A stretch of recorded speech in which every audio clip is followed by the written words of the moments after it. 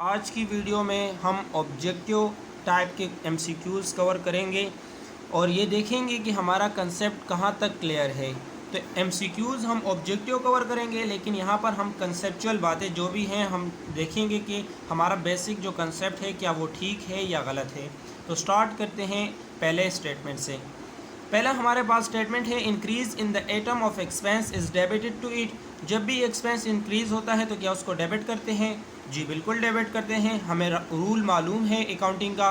दूसरा है हमारे पास increase in liability is recorded as debited. Liability increase होती है तो क्या उसको डेबिट करते हैं? नहीं, उसको हम क्रेडिट करते हैं। तो ये हमारे पास फॉल्स हो गया। A credit balance of an account represent either a liability और एन इनकम। थर्ड हमारे पास है कि क्रेडिट बैलेंस हमारे पास लाइबिलिटी और इनकम होगी, या लाइबिलिटी या होगी या इनकम होगी। तो बिल्कुल जी ठीक है, लाइबिलिटी का बैलेंस भी और इनकम का बैलेंस भी हमारे पास क्रेडिट आता है।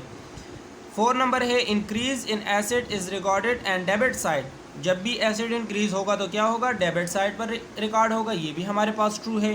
To increase in account receivable you debit the amount. जब भी अकाउंट रिसीवेबल हमें डिक्रीज़ होती है तो हम अमाउंट को क्या करते हैं? डेबिट करते हैं। क्या ये ठीक है या गलत? नहीं, ये हमारे पास फॉल है। जब भी अकाउंट रिसीवेबल डिक्रीज़ होगा, कम होगा, तो ये हमारे पास क्रेडिट होगा इसकी amount. Payment on account of rent will decrease the cash. जब भी हम रेंट पे करेंगे तो क्या उसकी अमाउंट जो है, कैश जो हम पे करेंगे, वो डिक्रीज़ होगा? जी बिल्कुल डिक्रीज़ होगा, ये हमारे पास ट्रू है। जी हमारे पास सेल ऑफ फर्नीचर और account will increase the cash. देखें यहाँ पर कह रहे हैं कि हमने फर्नीचर सेल किया और इन ऑन अकाउंट, तो अकाउंट जब भी हमें कह रहे हैं तो मीन्स का हम क्रेडिट पर इसको सेल किया है, तो हमारे पास कैश तो इंक्रीज़ नहीं होगा, तो ये हमारे पास फॉल हो गया। दूसरा है हमारे पास rent received will decrease the cash. हमने रेंट रिसीव्ड किया, क्या ये कैश को डिक्रीज़ करेगा? नहीं, ये तो कैश को इंक्रीज़ करेगा क्योंकि हमने रिसीव किया है रेंट, तो ये भी हमारे पास फॉल हो गया ये स्टेटमेंट। आई हमारे पास है supplies consume will increase the asset. जब भी सप्लाईज जो है वो कंज्यूम होगी तो क्या वो एसेट को इंक्रीज़ करती है? नहीं, ये इंक्रीज़ नहीं करती, डिक्रीज़ करती है। सप्लाईज हमारे पास एसेट है तो एसेट कंज्यूम हो गए तो वो तो कम हो रहे हैं, इंक्रीज़ तो नहीं हो रहे। ये स्टेटमेंट भी फॉल है हमारे पास। लास्ट है हमारे पास revenue result increase in capital. Revenue का रिज़ल्ट क्या होता है? कैपिटल में इंक्रीज़ होता है। जी बिल्कुल, जब भी हमारे पास रेवेन्यू इंक्रीज़ होती है तो इसका मतलब है कि हमारे पास इनकम आ रही है, तो इनकम हमारा फिर कैपिटल बन जाता है। जब हम उसको हमारे जो भी शेयर होल्डर्स होते हैं या ओनर्स होते हैं उसमें हम डिस्ट्रीब्यूट कर देते हैं तो उनका कैपिटल जो होता है इंक्रीज़ हो जाती है। ठीक है, तो ये हमारे पास 10 ऑब्जेक्टिव एमसीक्यूज़ थे स्टेटमेंट की शेप में। अब और एमसीक्यूज़ करते हैं और अपना कंसेप्ट और क्लियर करते हैं कि हमारा कंसेप्ट और भी इसके साथ क्लियर हो। तो चलते हैं नेक्स्ट स्टेप की तरफ। अब इस क्वेश्चन में हमें यहाँ पर कुछ नीचे वर्ड्स दिए हुए हैं और हमने ऊपर फिलिंग द ब्लैंक्स करनी है, ताकि हमारा यहाँ पर कंसेप्ट ये बिल्ड हो कि हमें इस चीज़ का पहले से पता है। हमने स्टेटमेंट को ठीक नहीं करना, हमने उस अप्रोप्रिएट वर्ड को यहाँ पर फिल करना है कि ये ठीक है बिल्कुल। तो अब चलते हैं, स्टार्ट करते हैं। If an account shows debit balance the represent. जब भी हमारे पास कोई अकाउंट डेबिट बैलेंस शो कर रहा होगा तो वो क्या होगा? एसेट होगा, एक्सपेंस होगा या लॉस होगा। तो हमें अगर रूल मालूम है तो एसेट जब भी डेबिट बैलेंस होगा तो वो भी रिप्रेजेंट करेगा डेबिट बैलेंस, उसमें जो भी बैलेंस होगा। एक्सपेंस का भी बैलेंस डेबिट होता है और लॉस का भी बैलेंस डेबिट होता है। तो इसका मीन्स क्या है कि ये तीनों जो हैं ठीक है, ऑल ऑफ दीज यहाँ पर हमारे पास आएगा। दूसरा है sale of merchandise on credit increase. जब भी हम मर्चेंडाइज को सेल करते हैं क्रेडिट पर तो वो क्या चीज़ हमारे पास इंक्रीज़ करता है? एसेट पर इंक्रीज़ करता है, अकाउंट रिसीवेबल या अकाउंट पेबल। तो एसेट तो इंक्रीज़ नहीं कर रहा क्योंकि हमारे पास ये वाले मर्चेंडाइज तो एसेट है, ये तो हमारे पास यानी डिक्रीज़ हो रहे हैं। अकाउंट रिसीवेबल या अकाउंट्स पेबल, तो अकाउंट्स पेबल तो हमारे पास लाइबिलिटी है, ये तो जब हम परचेज़ करते हैं तब इंक्रीज़ होती है। तो हमारे पास आंसर क्या आएगा? Account receivable. सी नंबर हमारे पास है payment of wages will dash capital.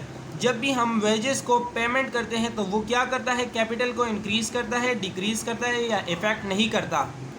जब भी हम पेमेंट करते हैं वेजेस की तो हमारे पास डिक्रीज़ होता है, क्या? कैपिटल हमारे पास डिक्रीज़ हो जाता है। दूसरा हमारे पास है at least dash accounts are involve in every transaction. एक ट्रांजैक्शन में हमारे पास कम से कम कितने अकाउंट्स इन्वॉल्व होंगे? कम से कम हमारे पास 2 अकाउंट्स इन्वॉल्व होंगे। डुअल एस्पेक्ट कंसेप्ट जो है वो लाजमी इन्वॉल्व होगा, डबल एंट्री सिस्टम है। दूसरा हमारे पास है drawing reduce dash of the business. Drawing जब भी होती है तो वो क्या रिड्यूस करती है? हमारे पास इनकम, एक्सपेंस या कैपिटल को रिड्यूस करती है, क्योंकि वो पर्सनल यूज़ के लिए ओनर यूज़ करता है। लास्ट है हमारे पास revenue increase dash of the business. Revenue क्या इंक्रीज़ करती है बिजनेस के लिए? रेवेन्यू जो है वो हमारे पास कैपिटल को इंक्रीज़ करती है, जैसे हमने पहले स्टेटमेंट में पढ़ा था। जी नंबर हमारे पास है cash invested in the business will increase dash. जब भी कैश इन्वेस्ट होता है बिजनेस में तो वो क्या इंक्रीज़ करता है? हमारे पास 2 चीज़ें इंक्रीज़ होती है, कैश भी इंक्रीज़ होता है और कैपिटल भी इंक्रीज़ होता है। दूसरा हमारे पास है the liability arises from the purchase of goods और services on credit and called dash as. जब भी हम परचेज करते हैं गुड्स या सर्विसेज को क्रेडिट पर तो उसको क्या कहते हैं? उसको हम कहते हैं अकाउंट्स पेबल। अकाउंट्स पेबल कहते हैं हम, क्योंकि हमारे अकाउंट्स पेबल इंक्रीज़ होते हैं क्रेडिट पर जब भी हम कोई चीज़ परचेज़ करते हैं। नीचे हमारे पास 3 ऑप्शन है, इनमें से कौन सी चीज़ जो है जब इंक्रीज़ होती है तो क्रेडिट साइड को रिप्रेजेंट करती है? तो हमारे पास एसेट इंक्रीज़ या एक्सपेंस इंक्रीज़ हो तो वो डेबिट साइड पर होती है। तो लाइबिलिटी जब भी इंक्रीज़ होती है तो वो क्या होती है? क्रेडिट साइड पर आती है। तो ये तो कुछ बेसिक कंसेप्ट्स, आपको इन MCQs से आपका एक कंसेप्ट भी बिल्ड होगा और आपको पता चलेगा कि हमने MCQs किस तरीके से सॉल्व करने होते हैं और किस तरीके से क्वेश्चंस को हम आसानी के साथ सॉल्व कर सकते हैं। MCQs को हम जो अच्छा ऑप्शन होता है उसको हम चूज़ कर सकते हैं। तो नेक्स्ट वीडियो में हम और भी ज़्यादा MCQs करेंगे और इसी तरीके से जितने भी हमारे मेजर पोर्शंस हैं अकाउंटिंग के, ऑडिट के और इसी तरह के जो भी हमारे पास हैं सीनियर ऑडिटर के लिए, कॉमर्स के लेक्चरर के लिए और अकाउंटेंट और ऑडिटर की पोस्ट के लिए, तो हम उन सब को कवर करेंगे ताकि आपके MCQs पर जो है आपका माइंड क्लियर हो और आपकी जो कंसेप्ट है वो बिल्ड हो। तो मिलते हैं नेक्स्ट वीडियो में।